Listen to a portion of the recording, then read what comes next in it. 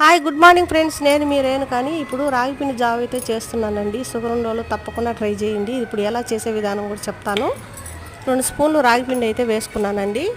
2 స్పూన్లు రాగిపిండి వేసుకున్న తర్వాత అదే 2 స్పూన్లు బెల్లం అనేది వేసుకోవాలి. చక్కెర అనేది వాడకూడదండి. చక్కెర వాడితే చాలా షుగర్ అనేది పెరుగుతుంది, అందుకే చెప్తున్నానండి. ఇది టిఫిన్ మానేసి రోజు షుగర్ ఉన్నోళ్ళు ఒక గ్లాస్ తాగితే చాలా మంచిదండి, చాలా హెల్దీ, చాలా తగ్గుతుంది. ఇప్పుడు పాలు అనేది ఒక గ్లాస్ వేసుకోవాలి మీడియం గ్లాస్తో. ఆ తర్వాత అదే గ్లాస్తో నీళ్ళు కూడా వేసుకోవాలండి. నీళ్ళు వేసుకుంటే పలచగా వస్తుంది, వంట అనేది రాకూడదు. వంట పడిందంటే టేస్ట్ మారిపోతుంది. ఆ తర్వాత బాగా కలుపుకోవాలి. కలుపుకున్న తర్వాత వేలక్కాయలు అనేది ఒక 4 వేలక్కాయలు తీసుకొని బాగా దంచి వేసేయాలండి. ఎందుకంటే బాగా స్మెల్ వస్తుంది, టేస్ట్ కూడా వస్తుంది, అందుకే వేలక్కాయలు అనేది వేస్తారు. ఓకే ఫ్రెండ్స్, చూడండి.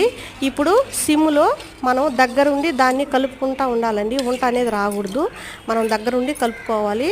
అప్పుడే బాగా టేస్ట్గా ఉంటుంది. మాడితే టేస్ట్ అనేది మారిపోతుంది. చూడండి, ఇలా పలచగా రావాలి. ఇలా రావాలండి. చూడండి ఎలా వచ్చిందో, వంట అనేది రాలేదు, రెడీ అయిపోయిందండి. మీకు నచ్చినట్టయితే ట్రై చేయండి ఫ్రెండ్స్.